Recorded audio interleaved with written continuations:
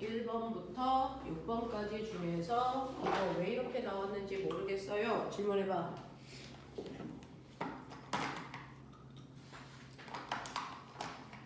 특히 그거 양쪽에 물체 매달았을 때 용수철의 무게가 30N이에요 라고 하는 4번은 이해가 되는 거야.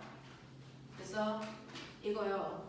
한쪽에 있는 물체가 용수철이 움직이지 않게 고정시켜주는 역할을 하고 있는 거야. 마치 벽이랑 같은 역할을 하는 거고, 한쪽에 있는 물체가 잡아당긴다고 보면 되는 거야. 그래서 양쪽에 무게가 같은 물체가 매달려 있으면 한쪽은 그냥 버텨주는 벽의 역할을 하는 거고, 한쪽에서만 잡아당긴다고 보는 게 맞아. 그래서 얘는 용수철이 있는 거 그 자체를 그냥 실로 보는 게 낚이지 않는 방법이니까, 이 물체가 정지되어 있으려면 아래쪽으로 잡아당기는 힘이 30이고 실이 잡아당겨야 되는 힘이 30이기 때문에 이 모든 실의 부위마다 30N의 힘이 작용해요. 어떤 경우에는 여기에 용수철 A도 있지만 그 옆에 또 다른 용수철 B도 나와. 그래도 같은 실이기 때문에 얘도 30, 얘도 30으로 측정되는 게 맞아. 알겠어? 이런 문제들 많이 나와. 기억해두면 되고요. 그 다음에 유빈아, 5번 문제 해결됐어? 네. 자, 그 다음에 넘어가 볼게요. 7번부터 10번까지 중에서 유빈, 10번 문제 해결했어? 그쵸? 자, 아까 서윤이는 저한테 개별적으로 질문한 문제, 프린트에 있던 문제라서 했는데, 문제는 뭐냐면 A라고 하는 물체가 있고 B라고 하는 물체가 있고 C라고 하는 물체가 있어. 모두 다 질량을 가지고 있기 때문에 질량을 가지고 있는 물질들끼리는 서로 잡아당기는 만유인력 생겨. 만유인력의 크기는 R제곱분의 GMM으로 구하는 게 맞아 라고 얘기했는데, 그러면 A라는 물체에 작용하는 만유인력은 누가 만들어? A와 B 사이에 작용하는 만유인력이 생길 겁니다. A와 B 사이에 서로 잡아당기는 만유인력이 같은 크기만큼 생길 거고요. 또 A를 잡아당기는 건 C도 당겨요. 그래서 A와 C 사이의 만유인력도 A가 같습니다. 이런 식으로요. 이런 일들이 각각의 물체에도 일어납니다. B는 A와 B 사이에 당기는 힘도 있지만 B와 C 사이에도 서로를 당기는 힘이 있죠. 그래서 이렇게 만유인력이 작용하는데, 얘는 반대 방향이니까 큰 힘에서 작은 힘을 빼야 B가 받는 진짜 힘이고, A는 두 개의 만유인력이 같은 방향이니까 더하셔야 만유인력. 자, C도요. A와 C 사이에 작용하는 힘도 있지만 B와 C 사이에 작용하는 힘 이렇게 작용합니다. 그래서 각각이 받는 힘을 다 구해서 합력 구해 주셔야 되는데, A 같은 경우에 A와 B 사이에 작용하는 만유인력은요, 요거 떨어져 있는 거리가 얼마냐면 얘는 2R이네요. 그래서 R제곱이니까 4R제곱분의 GM 3M이니까 3M제곱, 요만큼이 A와 C 사이에 작용하는 만유인력을 구한 거죠. 그죠? 그 다음에 A와 B 사이에 작용하는 만유인력은 요거 떨어져 있는 거리 R입니다. 그래서 R제곱분의 GMM이니까 2GM제곱 이렇게 가면 돼요. 그래서 B와 C 사이에 작용하는 만유인력도 R제곱분의 GMM이니까 6GM제곱 이렇게 돼요. 그죠? A는 요 두 힘이 같은 방향으로 작용하니까 더하시면 되거든요. 그래서 이렇게 통분하시면 A 같은 경우에는 4R제곱분의 11GM제곱의 만유인력이 오른쪽으로 작용합니다. B 같은 경우에는 AB와 BC의 힘이 AB와 BC의 힘이 서로 반대 방향으로 작용하니까 큰 힘에서 작은 힘 빼시면 되겠어요. 그래서 얘는 큰 힘에서 작은 힘을 빼면 이 방향이죠. 그래서 이 방향으로 작용합니다. 그래서 B는 R제곱분의 4GM제곱인데, 비교하기 위해서 이거 4로 통분하면 얘 16이야 이렇게 보면 되고요. C 같은 경우에는 이 두 힘이 같은 방향이니까 얘하고 얘 더하시면 돼요. 그래서 4, 6이 24. 그래서 얘는 4L제곱분의 27GM제곱이에요. 그래서 어차피 이거 다 똑같거든요. 요거는 다 날리시면 되는 거고, 그래서 받는 힘의 비율이 11대 16대 27이라는 힘이야. 이렇게 봐. 됐지? 이렇게 가면 돼. 이게 지금은 질량으로 나왔지만 전기력으로 구해도 돼요. 얘네들이 뭐 하나는 플러스 1쿨롱, 하나는 플러스 2쿨롱, 하나는 플러스 3쿨롱의 물체가 있어. 그래도 얘네들은 각각의 전기력을 얘네들 이렇게 됐어. 이런 식으로 구해도 같은 문제야. 그래서 이렇게 간다. 11번부터 14번까지 중에서 질문 14번 문제예요. 이거 이제 수능에서 선생님이 뽑아온 건데요. 자, 14번 같은 경우에 컵에 자석이 있는데 자석 두 개의 질량이 같다? 이런 얘기 없어요. 질량은 다르다고 보시는 게 맞습니다. 그러면 이렇게 컵에다가 이렇게 자석 두 개를 놓고 여기에 이렇게 넣었단 말이야. 그러면 위에 있는 A라는 자석이 있고요. 밑에 있는 B라는 자석이 이렇게 있는데 두 개가 여기서 정지되어 있어. 이런 거예요. 그러면 A는요. 실제로 지구가 얘를 잡아당기는 중력작용이에요. A의 중력을 10N이라고 본다면 그렇죠? 이만큼 작용하고요. A와 B 사이에 자석이 서로 당기는 인력작용이에요.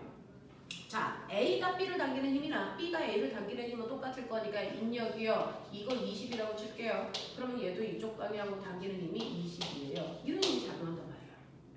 그러면 A의 입장에서 보면 실제로 자기의 무게 10N에다가 자기력 20N이야. 그러면 아래로 당기는 거 30이지만 정지되어 있으려면 이 바닥 면이 A를 밀어 올리는 수직 항력이 30cm인데 이런 느낌이야. 됐죠? 이런 느낌이고요. B 같은 경우도 보시면요. B는요. 정지거든요. 근데 B한테 작용하는 힘은 지구가 당기는 중력이 있고 그 다음에 A라는 자석이 잡아당기는 인력이 있어요. 근데 자석 사이에 작용하는 힘은 똑같을 거니까 B가 A를 당기는 걸 20으로 봤으니 A가 B를 당기는 것도 20으로 보시면 되거든요. 그러면 얘 무게는 얼마나 되겠어요? 20이죠. 그래야 정지죠.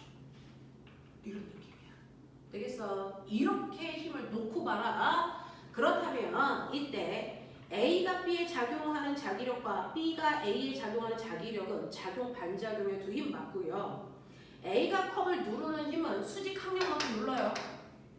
A가 컵을 누르는 힘이 30이니까 컵이 A를 밀어 올리는 게 30이었겠죠. 됐죠? 네. 그래서 A가 컵을 누르는 힘의 크기는 B에 작용하는 중력의 크기보다는 커야죠. 됐어? 왜? 얘 중력만큼이 자기력인데. 됐어? A는 자기력에다가 자기의 중력만큼 더 눌러줘야 되니까. 이 얘기거든요.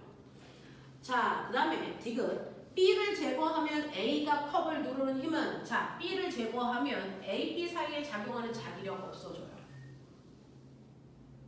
그러면 A가 바닥을 누르는 힘은 10밖에 안 되니까 수직 항력도 10으로 줄어요. 알겠어? 이런 느낌이야. 되겠니? 이런 식으로 문제를 풀어가셔야 된다. 힘의 관계를 묻는 거다. 지금은 처음이라 같습니다. 근데 계속 반복해서 풀 겁니다. 그래서 이런 유형이 나온다는 거 보시면 되겠고요. 자, 이제 오늘 거 가죠. 자, 힘이 물리 역학에서는 대단히 중요하기 때문에 힘에 대해서는 조금 선생님이 자주 문제를 풀어볼 수 있게끔 할게요. 자, 그러면 이런 것들이 힘이었고 우리 힘에 관련된 거 앞부분에서 풀어서 23페이지까지는 여러분들이 되어 있는 거고요. 24페이지에 또 다른 I가 있죠. 자, 우리가 얘기하는 힘이라고 하는 건 진짜 힘인데 힘처럼 보이지만 사실 힘이 아닌 게 있죠. 그 중에 하나가 여러분들이 배운 돌림힘이라는 겁니다. 이 돌림힘은 교과서 개편되면서 물리 1으로 내려갔어. 근데 원래는 하이탑 2, 물 2에 있는 내용이야. 됐어? 그래서 돌림힘은 여러분들이 기억해야 되는 거 이거 힘 아니야. 그러니까 당연히 뉴턴 아니야. 이름이 잘못된 거야. 이런 얘기야. 돌림힘은 힘 아니야. 그러면 힘은 아닌데 돌림힘은 뭐야? 물체를 회전시키는 능력이야. 물체를 회전시킬 수 있는 능력을 돌림힘이라고 해.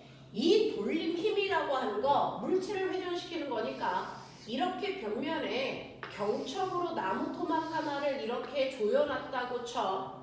근데 이 조여놓은 받침점으로부터 내가 떨어져 있는 거리 R이 2m 떨어진 이 지점에 수직한 방향으로 누르는 힘을 10N 줬다고 쳐.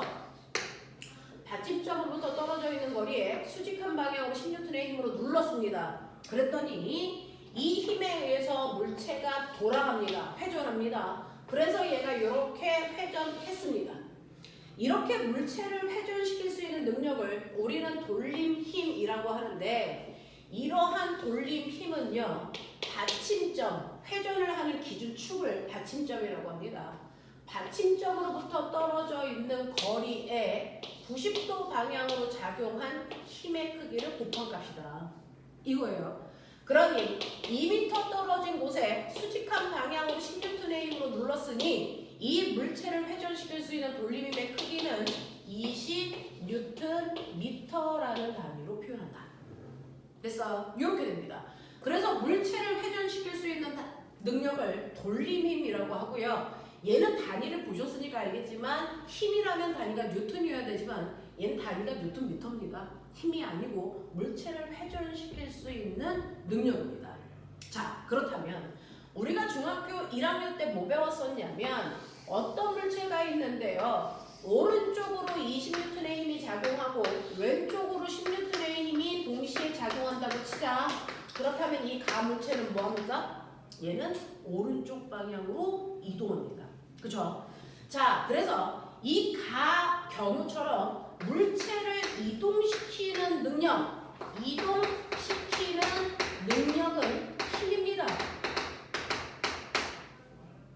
물체를 이동시키는 건 힘이야. 힘의 크기에 의해서 이동할 때 빨리 움직이니 천천히 움직이니 가속도가 생기는 거고. 됐죠? 물체를 이동시키는 능력은 힘이라고 합니다. 근데 여러분들이 보시는 것처럼 오른쪽으로 10N의 힘을 주고 왼쪽으로도 10N의 힘을 줘.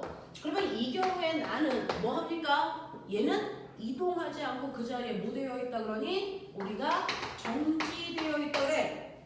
그러면 우리는 그동안 가졌던 착각은 뭐냐면 정지되어 있다는 건 이동하지 않는다라고만 생각해. 그러니까 힘의 합력이 0인 힘의 평형 상태면 물체는 정지되어 있을 거야 라는 착각을 갖는다고요. 근데 이게 아니야. 왜? 보시면요, 다경우가 있어요. 오른쪽 방향으로 10N의 힘을 주고 왼쪽 방향으로 10N의 힘을 동시에 줍니다.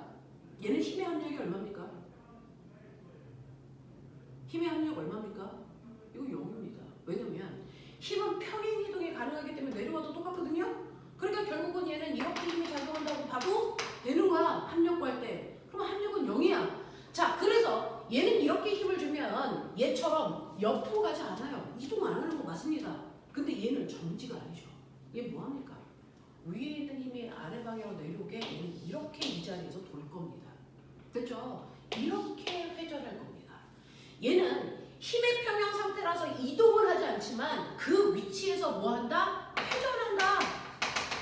맞아? 회전하죠. 그러면 이렇게 회전하고 있는 얘를 정지하는 상태라고 하겠니? 아니잖아요. 정지하고 아니잖아요. 그럼 우리가 어떤 물체가 정지했다라고 얘기하려면 이동도 하지 않아야 되지만 회전도 하지 않아야 완벽한 정지라는 거야. 무슨 말인지 알아? 그럼 물체를 회전시킬 수 있는 능력은 뭔데? 그건 돌림힘이라고 하죠.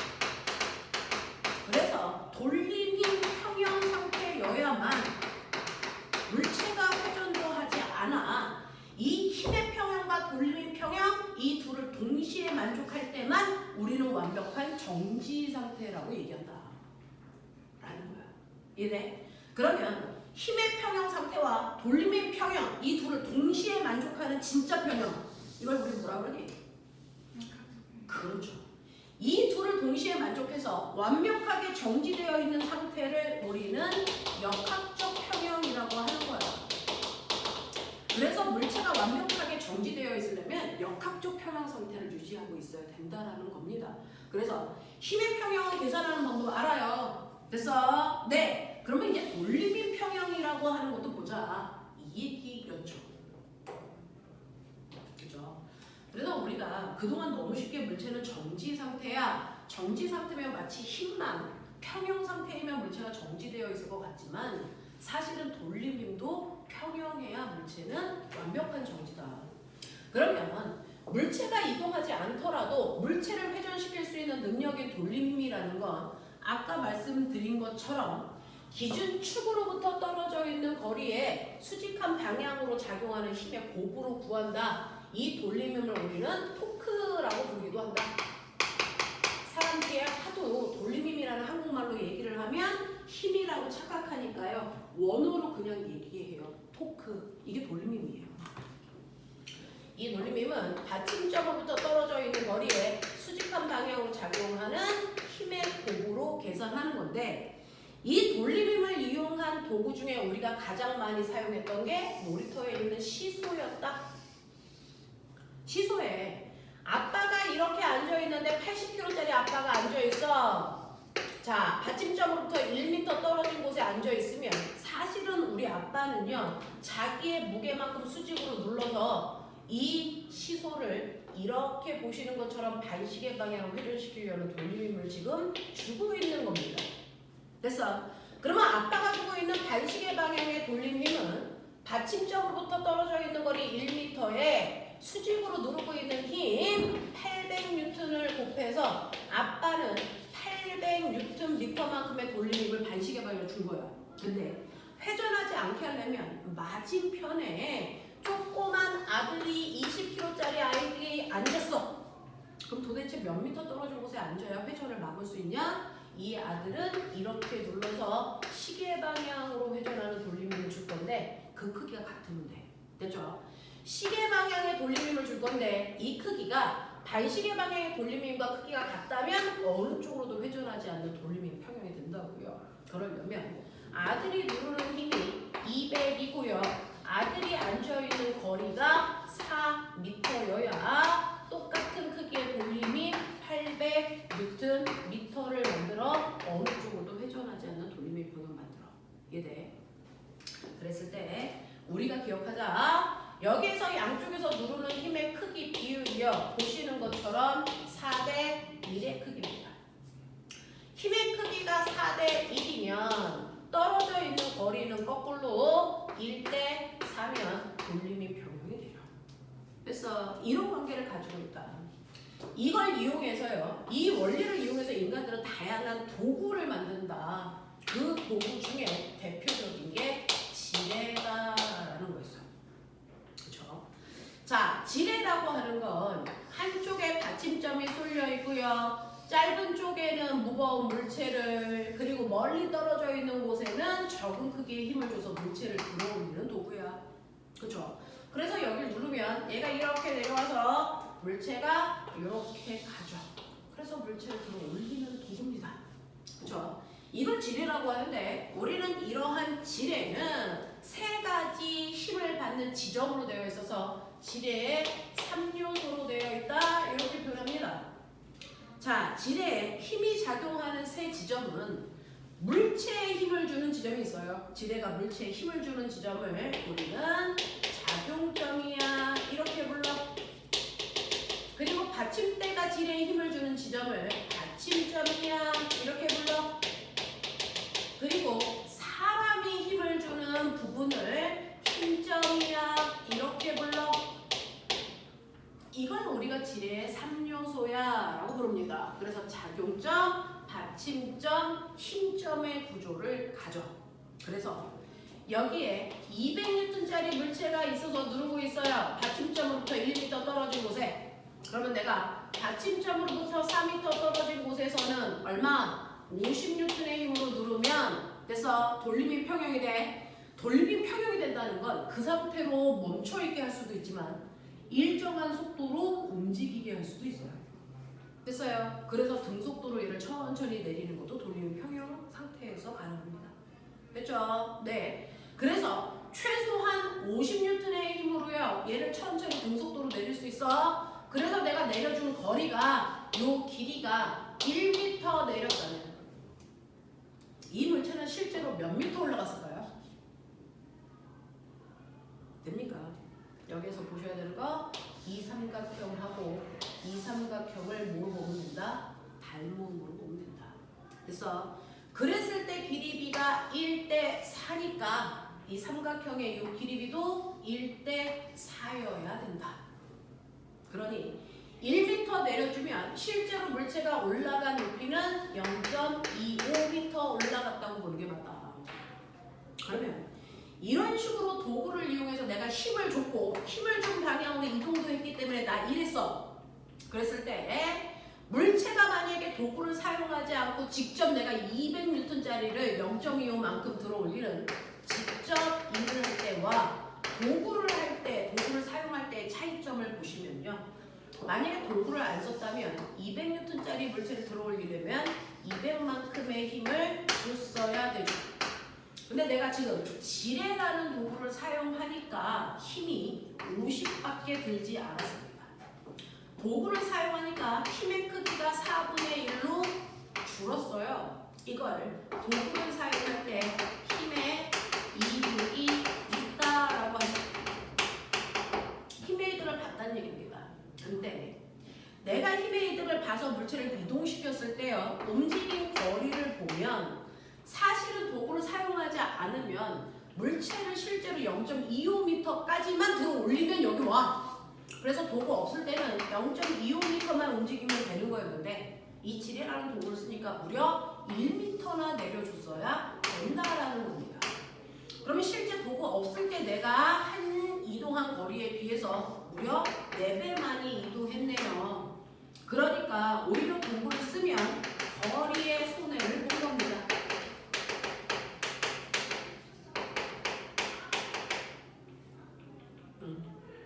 근데 1이라는 건 내가 준 힘에다가 미국한 거리를 곱한 값을 우리가 1이라고 해요. 도구를 사용하지 않을 때 내가 한 일은 보시는 것처럼 보시면 됩니다. 근데 도구를 사용했을 때 힘의 이득 보고 거리의 손해를 본 양이 보시면 같습니다. 그렇죠? 그래서 이렇게 곱하시면 한 일 똑같이 50줄입니다. 그래서 일의 양에는 절대 변화가 있을 수 없어요. 도구를 쓰지 않던 어떤 도구를 사용하던 한 일의 양은 변화가 없거든요. 이걸 일에는 이득이 없다라고 표현합니다. 예외 없이 어떤 도구를 사용하더라도 힘의 이득을 본 만큼만 거리의 손해를 봐요. 자, 얘가 거리에 4배 손해본 이유는 힘을 4분의 1로 줄였기 때문입니다. 어떤 도구는 힘을 2분의 1로 줄인다면 거리는 2배 늘어날 겁니다. 그래서 그때 거꾸로요. 힘을 선생님 10배로 늘릴 수도 있어요? 그런 도구도 있어. 그렇다면 그때는 거리를 10분의 1로 줄여줍니다. 됐어? 이렇게 되거든요. 그래서 항상 힘의 이득을 본 만큼 거리의 손해를 보기 때문에 한 일의 양에는 어떤 도구를 써도 변화가 있을 수 없다. 됐습니까? 이걸 바로 우리는 뭐라 그런다? 어떤 도구를 사용해도 일의 원리가 성립된다. 이렇게 표현합니다. 일의 원리라고 합니다. 어떤 도구를 사용해도 일의 원리가 성립됩니다. 그죠? 대표적으로 선생님은 지뢰를 예를 들어서 설명을 해봐드린 건데 이러한 지뢰 지워도 되겠습니까? 이러한 지뢰에도 종류가 있대요. 이러한 지뢰에도 종류가 있는데 그 중에서 첫 번째 일종지뢰라는 게 있습니다. 이종지뢰라는 게 있고 삼종지뢰라는 것까지 존재합니다. 지뢰는 3종류가 존재하는데 뭘 기준으로 나누는 거냐면 지뢰에 작용하는 지뢰의 3요소 작용점, 받침점, 힘점의 순서입니다. 그죠? 선생님이 그려드린 것처럼 스탠다드하게 작용점 다음에 받침점이고 받침점 다음에 힘점이 있는 이런 구조를 가지고 있는 아이들을 일종지뢰라고 합니다. 그 일종지뢰의 대표적인 거 얘다. 누구다? 그렇지. 그죠? 그래서 가위질 할 때 힘 나 여기다 줘요. 이게 힘점이에요. 그랬을 때요. 얘가 회전하는 중심축은 여기입니다. 그렇죠? 그래서 요건 받침점이고요. 물체에 힘을 줘서 물체를 자르는 이 부분이 작용점이에요.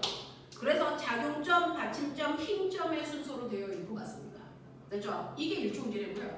또 일종지뢰를 이용한 대표적인 또 다른 도구가 여러분들이 알고 있는 얘입니다. 누구냐? 그 중에서도 고정도르래. 됐어. 이 고정도르에 100N짜리 물체를 매달면 자, 얘 자체도 지뢰다. 얘 자체는요. 회전할 때 회전하는 중심축은 고정도르에 정확하게 가운데 중심축 이걸 기준으로 아이들이 도는 거다.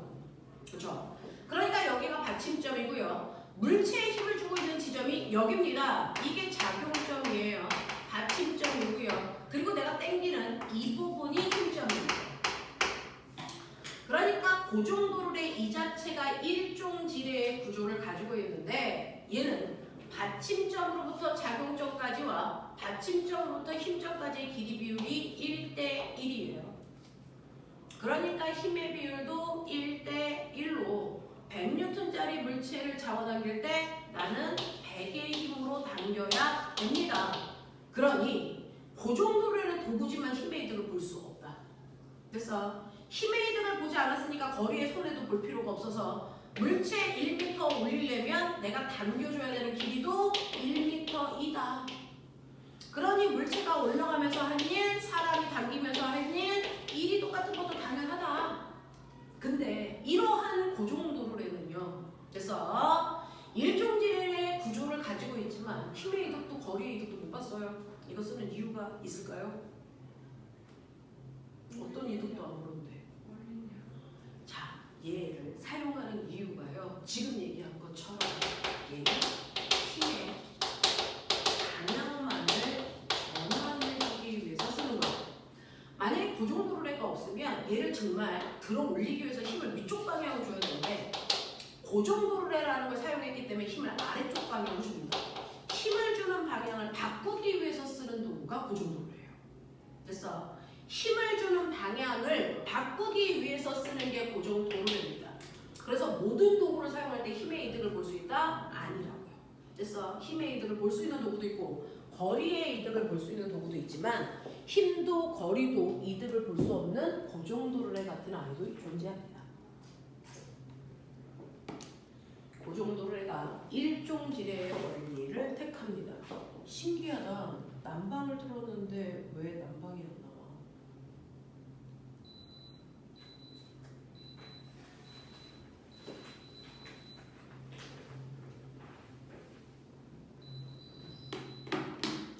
자, 그러면 일종지뢰만 있는 게 아니고 이종지뢰도 있는데요. 이종지뢰는 이 힘의 위치 중에 앞에 있는 요 두 개의 위치를 바꾸시면 이종이에요. 뒤에 있는 요 두 개의 힘을 바꾸면 그건 3종입니다. 그렇죠? 그러니까 이종은요. 얘하고 얘의 힘의 위치를 바꾼다고요. 그러니까 받침점 다음을 작용점, 작용점 다음이 힘점. 요 구조가 되어 있을 때고요. 3종지뢰는 스탠다드하게 놓고 뒤에 있는 이 두 개의 힘의 위치를 바꾸는 거예요. 그러니까 작용점 다음이 힘점이고 힘점 다음이 받침점. 그래서 힘의 위치 관계가 어떠냐에 따라서 지뢰의 종류가 달라진다. 그 중에서 이종지뢰를 이용한 대표적인 게 바로 병따개라는 거다. 그래서 병뚜껑이 이렇게 있어서 병뚜껑 딸 거예요. 그럼 병따개가 필요해요. 그랬을 때 병따개는요. 이렇게 생겨서요. 됐냐? 여기 병뚜껑을 놓고요. 여기 있는 아래에 있는 병뚜껑을 얘가 들어 올리는 겁니다. 그러기 위해서 내가 여기다 힘주는 거예요. 그러니 여기는 그냥 잡고 있는 받침점의 위치이고요. 여기가 뚜껑을 실제로 그래서 잡아당기는 여기가 작용점, 여기가 내가 힘을 주는 힘점의 위치라서 순서 관계가 받침점, 작용점, 힘점 같습니다. 이종지뢰예요. 자, 그러면 이때 요 길이가 1이고 요 길이가 2인데 뚜껑을 따려면 적어도 내가 100N의 힘을 뚜껑한테 줘야 된다. 그렇다면 실제로 내가 여기다가 줘야 되는 힘의 크기 얼마냐? 이런 거 없는 거예요. 됐죠? 그러면 실제로 여러분들은 요 길이 받침점에서 작용점까지의 거리와 받침점에서 힘점까지의 길이 비율의 반대가 힘의 비율이다 이렇게 넣었어요. 그쵸? 그러면 길이 비율 보시면 받침점에서 힘점까지의 길이는 1인데 받침점에서 힘점까지의 거리는 3이 됩니다. 맞죠? 그쵸? 항상 거리를 들 때 기준은 받침점입니다. 그럼 길이 비가 1대 3이니까요. 힘의 비는 3대 1만큼 필요합니다. 그러니까 물체에 줘야 되는 힘에 비해서 실제 내가 줘야 되는 힘의 크기는 3분의 1 작은 힘이니까 여기서 내가 줘야 되는 힘은 3분의 100N만 주면 돼. 이런 얘기야. 그래서 이런 느낌으로 가는 거죠.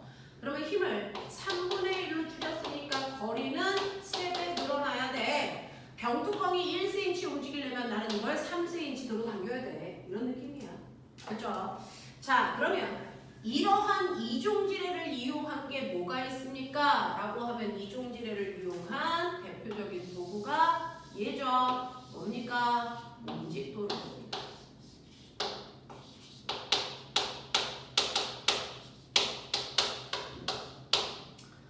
움직도로에서 100N짜리 물체가 매달려 있을 때 나 이 실을 당기거든요. 이 실을 똑바로 잡아당기면 얘가 돌면서 올라가면서 물체도 같이 올라가요. 도르래도 올라가고 물체도 올라갑니다. 그래서 도르래가 위아래로 움직여서 얘를 움직도르래요. 그러면 도르래가 위로 올라갈 때요. 얘는 이쪽 실에 기대서 이렇게 돌면서 올라가요. 그래서 이 도르래가 움직일 때 기대는 받침점이 이쪽 실 끝입니다. 이게 받침점이야. 그리고 물체에 힘을 주고 있는 부분은 여기입니다. 여기가 작용점이에요. 그리고 내가 실을 잡아당기는 힘을 주는 부분은 여기입니다. 그래서 받침점, 작용점, 힘점 요 순서로 되어 있어 이중질에 가까워요. 그랬을 때 받침점에서 작용점까지의 거리가 1이라면 반지름이니까 받침점에서 힘점까지는 지름이라서 2입니다. 그렇죠? 받침점에서 작용점까지와 받침점에서 힘점까지의 길이가 1대 2다. 이게 길이 B다. 그러면 힘의 비는 거꾸로 2대 1이다. 그렇죠? 그러니까 물체의 무게가 100이라면 내가 이걸 들기 위해서 실제로 줘야 되는 힘은 50N이면 돼. 이런 느낌이야. 그래서 움직도르래를 잡아당길 때 내가 줘야 되는 힘의 크기는 물체의 무게의 절반만큼의 힘들어 라는 얘기를 그래서 하는 겁니다. 그래서 하는 겁니다. 그래서 이런 식으로 움직도르래가 있다면 거기에 물체가 100N이 매달려 있으면 저는 절반의 힘인 50N의 힘만 줘도 물체 들어올 수 있어요. 힘의 이득을 봅니다. 됐어? 네. 그러면 움직도르래는요. 힘을 절반으로 줄여두는 도구니까 얘를 1m 올리기 위해서 내가 당겨줘야 되는 길이는 얼마입니까? 라고 하면 길이를 힘의 이득을 절반으로 줄였으니까 거리를 좀 더 늘어나야죠. 그래서 저는 얘를 2m 당겨야 얘가 겨우 1m 올라옵니다. 라는 거야. 되겠어? 그러면 한 일은요. 움직도르래를 이용해서 한 일은 50 곱하기 2니까 100이고요. 물체가 올라가면서 한 일은 100 곱하기 1이니까 100으로 같습니다. 그렇죠? 그래서 어떤 도구를 사용해도 한 일의 양은 변화가 없습니다. 그래서 움직도르래를 사용하는 목적은 힘의 크기를 줄이기 위해서다. 라는 겁니다.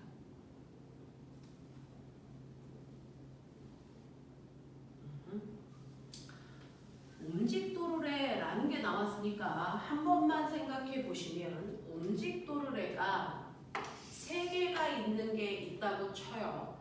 첫 번째는 움직도르래를 이렇게 연결해 놓은 복잡한 도르래도 존재할 수 있어요.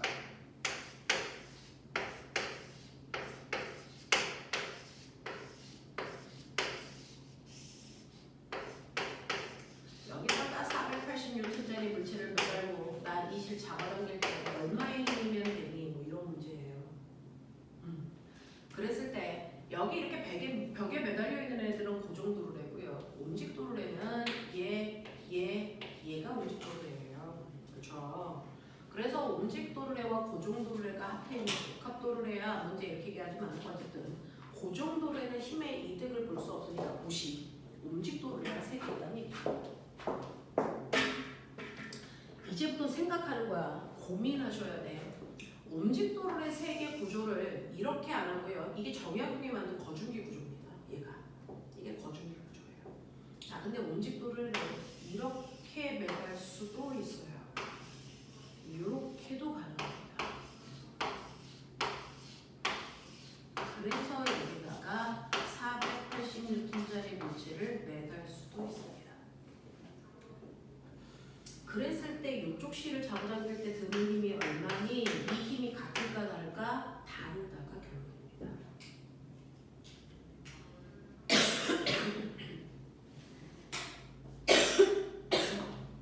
왜 다릅니까? 어떻게 다릅니까? 보시면요.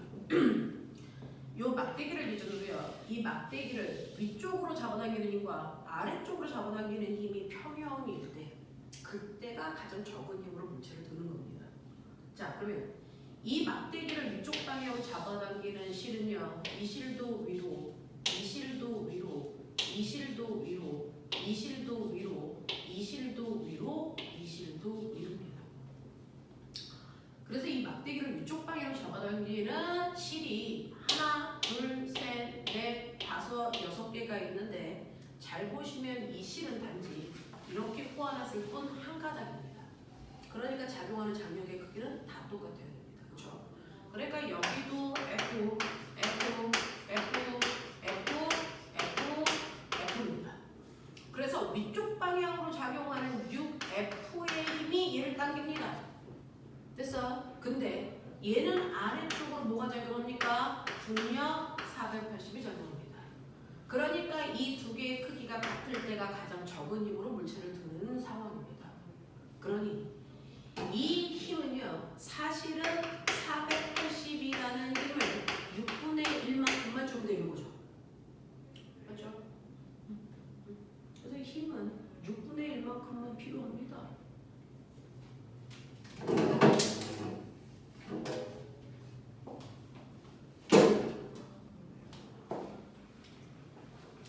그래서 제가 이 실을 잡아당길 때는 물체 무게의 6분의 1만큼만 힘을 주면 되니까 80N의 힘으로 당기면 되네요. 이런 얘기야.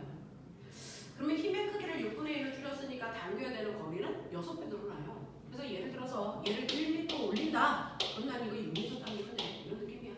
되겠죠? 네, 이런 거. 자, 근데 얘가 좀 달라. 왜 다른지 봐. 얘네들은요, 기억, 니은, 디귿이라는 움직도를 한꺼번에 당겨주는 거야, 얘를. 근데 얘는 순차적이야.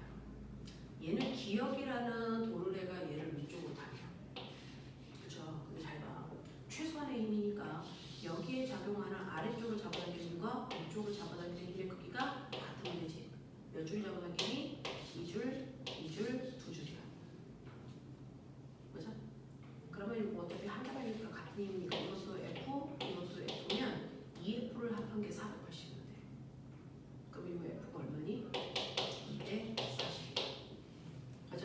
근데 이 장력은요, 여기에 이렇게 당기고 있으니까 요 실을 잡아당기는 것도 240이야. 그러면 이제 두 번째 도로의 입장에선 아래로 잡아당기는 게 240인데 이쪽 두 실이 잡아당기는 것도 240이야. 그럼 한 실이 잡아당기는 건 120이야. 맞아? 그러면 세 번째 디귿의 입장에서 보면요, 디귿은 요 실이 아래로 잡아당기는 게 120이야. 그러면 위쪽으로 잡아당기는 힘은 각각이 얼마나 되겠어? 60이 돼. 맞니? 근데 얘가 이렇게 되어 있어. 같은 가닥이니까 이거 당겨야 되는 힘은 60이라고요. 다시 말해서 480을 8분의 1로 줄이는 힘이라고요. 네? 이렇게 돼. 얘는 순차적으로 그 힘을 또 줄이고 또 줄이는 거야. 얘는 한꺼번에 되는 거야. 그래.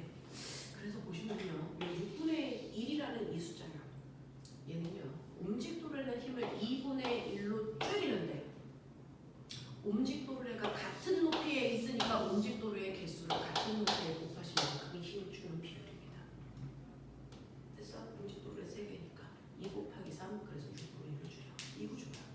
근데 얘는 옴직도를의 높이가 달라.